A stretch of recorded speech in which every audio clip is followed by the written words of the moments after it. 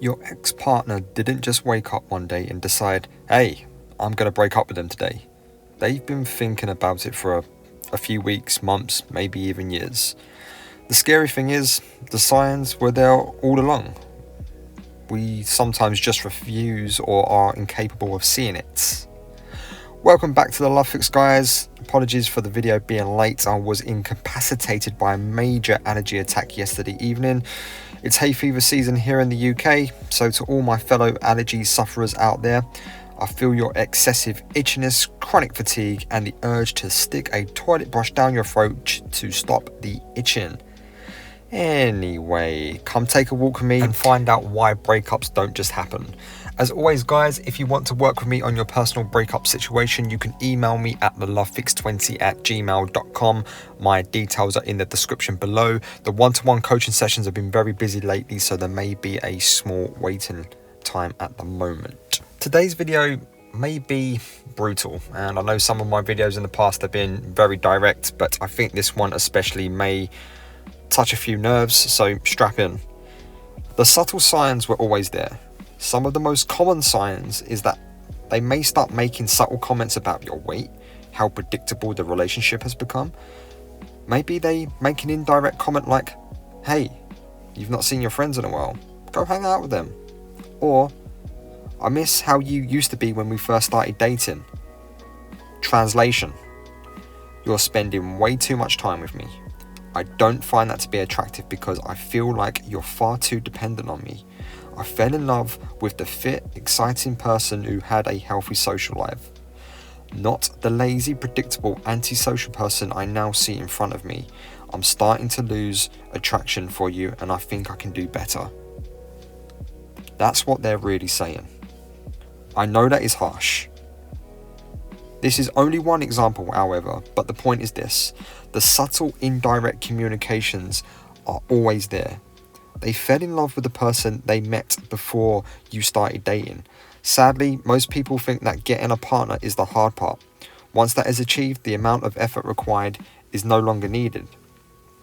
I have news for you boys and girls and other gender fluid friends. Getting them is the easy part. Keeping them is where people fail. They simply stop putting in the effort. If I'm dating someone, it's my job to keep her.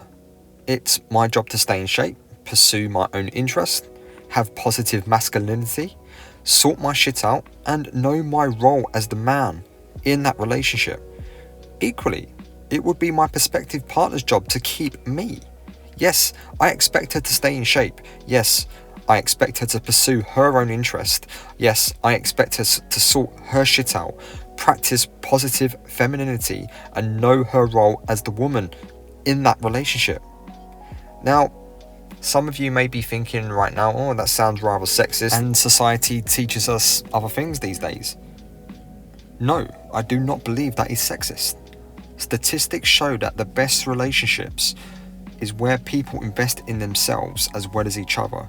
Each gender knows their role in the relationship. Men should be good at doing the men things, and women should be good at doing the women things. Both parties can play their part well without being toxic while reaching acceptable compromises. Despite what society tries to tell us, men are just better at certain things, just like women are better at certain things. It's the yin and the yang. A positive balance of masculinity and femininity makes for a healthier relationship. So guys, did they really dump you out of the blue? You know deep down the signs were there. You noticed the little changes towards you. Sex became less frequent. They stopped hugging you as much, and when they did hug you, there wasn't as much passion there. You now have to ask them for a kiss where 2 months earlier they couldn't keep their hands off you. They're spending more time on their phone and their routine starts to change. The signs were there, guys. Chances are you noticed it, and I'm willing to bet you did the one thing that you should never do. You tried to get even closer with them.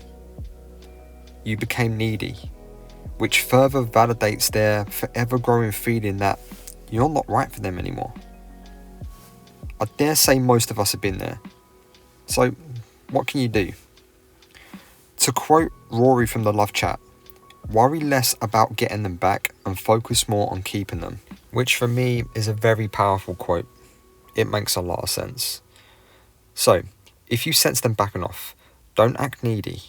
Don't act with 200% interest, or start getting insecure because they're dressing up nice and they want to go out with their friends. And maybe you're thinking, well, if they're dressing up really nice and sexy, then maybe other people are hitting on them. Instead, you back off. Give them space. Start sorting your shit out. What attracted your partner when you first started dating them? Were you in shape? Did you pursue your own interest with passion? How was your social life? Were you going out with your friends? Whatever it is, get back to the fun and exciting version of you. That's who they fell for.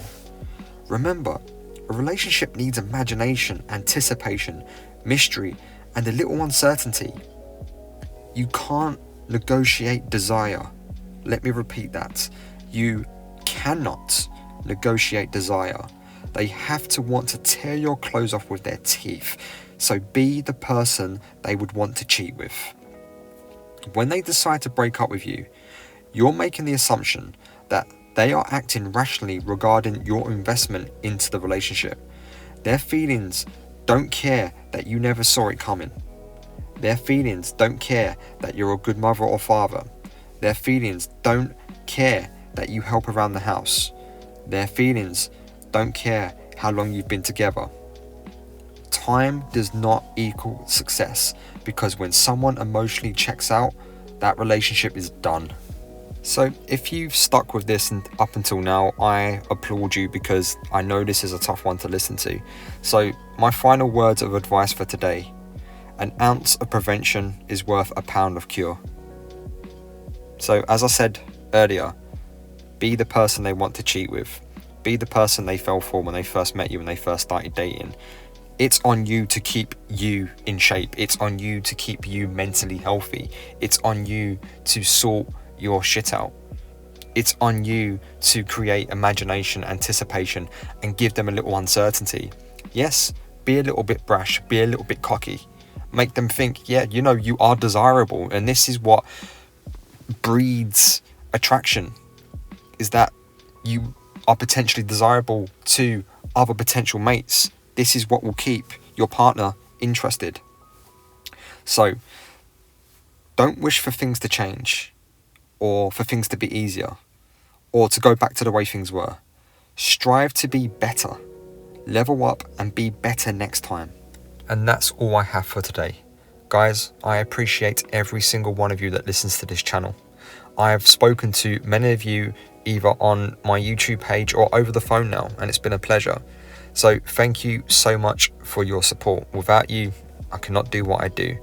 Stay strong. Remember, you are enough.